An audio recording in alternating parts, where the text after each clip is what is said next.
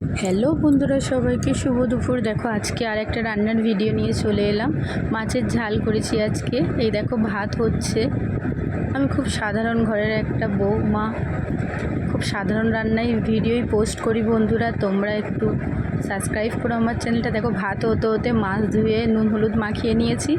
তারপর ভালো করে মাছটাকে ভেজে নিচ্ছি। দেখো লাল লাল করে কড়া কড়া করে।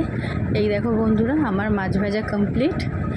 দেখো মাছ ভাজাগুলো ভালো করে কড়কড়ে করে ভেজে নিয়েছি। তারপরে মাছের ঝালটা হয়ে এসছে। দেখো বন্ধুরা মাছের ঝাল হয়ে এসছে।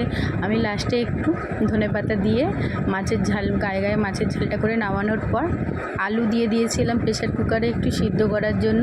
3টে সিটি দেওয়ার পর আলু সিদ্ধ হওয়ার পর দেখো একটু শুকনো লঙ্কা ভেজে নিচ্ছি আলু ভর্তাটা মাখাবো বলে। দেখো পেঁয়াজও ভেজেছিলাম। দেখো আলুর ফাঁকে ওই দেখো পেঁয়াজ উঁকি মারছে। তারপর ভালো করে আলুর ভর্তাটা আমার মাখানো হয়ে যাওয়ার পর আজকে রান্নার ভিডিও এতটাই শেয়ার করলাম। বন্ধুরা আমার চ্যানেলটা লাইক অ্যান্ড সাবস্ক্রাইব করো।